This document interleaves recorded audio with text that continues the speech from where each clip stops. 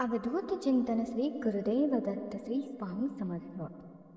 स्वामी भक्तांनी कुठल्याही नकारात्मक शक्तीमध्ये अडकू नये म्हणून स्वामी आपल्याला सतत मार्गदर्शन करतात आणि हे मार्गदर्शन करण्याचं एक छोटंसं माध्यम म्हणजे हे स्वामी संदेश असतात। चला तर मग पाहूया स्वामी आज तुम्हाला कोणतं मार्गदर्शन करत आहेत। बाळा, आयुष्यातील प्रत्येक संकटाकडे संधी म्हणून बघ। आज जरी संकट आलं आहे तरी एक मोठं यश तुझी वाट बघत आहे हे कायम लक्षात ठेव। विश्वास ठेव, वाईट वेळेत हार नाही मानली की येणारी वेळ ही खूप सुंदर असते। आता तुझ्या निर्णयावर तुझी भीती नाही तर तुझा विश्वास दिसला पाहिजे। आयुष्यात कोणासाठी थांबत नका किंवा कोणीही कोणासाठी थांबत नाही। फक्त आयुष्य जगण्याची कारणं बदलतात। सर्व प्रश्न सोडून सुटत नाही तर काही प्रश्न सोडून दिले की आपोआप सुटतात। तुम्ही स्वामींकडे मागत आहात, तुमची जी काही परिस्थिती आहे त्यात तुम्हाला सुखी ठेवा, पण स्वामींना त्यापेक्षाही जास्त तुम्हाला द्यायचं आहे। त्यामुळे तुम्हाला आव्हानांना सामोरी जावं लागेल। अडून राहा तुमच्या खरेपणाशी, तुमच्या भक्तीशी। एक दिवस असा येईल की ज्याची तुम्ही कल्पनासुद्धा केली नसेल।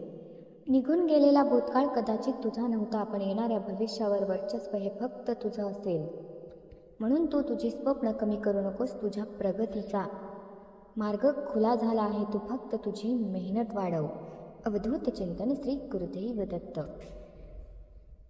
आयुष्यात कितीही आव्हाने येऊ दे, त्या आव्हानांच्या छाताडावर उभं राहण्याची क्षमता तुझ्यामध्ये आहे। तुझ्या मनासारखं लवकरच होईल, फक्त विश्वास डगमगू देऊ नकोस। जिद्द आणि आमच्यावरचा विश्वास असा ठेवायचा की नशिबात नसलेल्या गोष्टी सुद्धा तुला मिळाल्या पाहिजेत। न कळत तुझ्यासमोर असा एक क्षण येईल ज्याची आशा सोडली होती, साक्षात ते तुझं स्वप्न साकार होईल।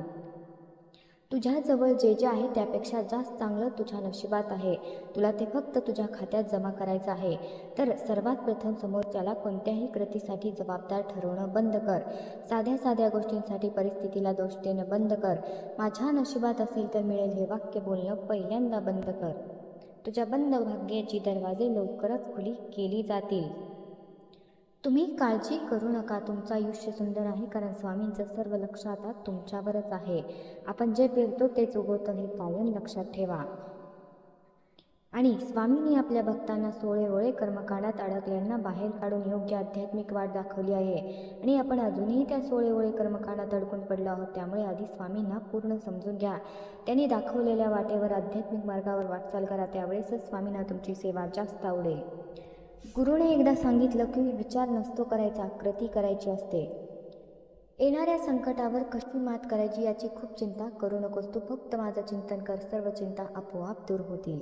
अवधूत चिंतन श्री गुरुदेव दत्त श्री स्वामी समर्थ। जर तुमचा या शक्तीवर विश्वास असेल तर आत्ताच आपल्या चॅनलला सबस्क्राईब करा आणि एक लाईक करायला विसरू नका। लक्षात ठेवा, तुमचा एक लाईक प्रेरणा देतं आणखीन स्वामी संदेश बनवण्यासाठी। जिथे स्वामी पाये तिथे नेऊ नका, येसुने फक्त प्रारब्ध घडवी ही माये।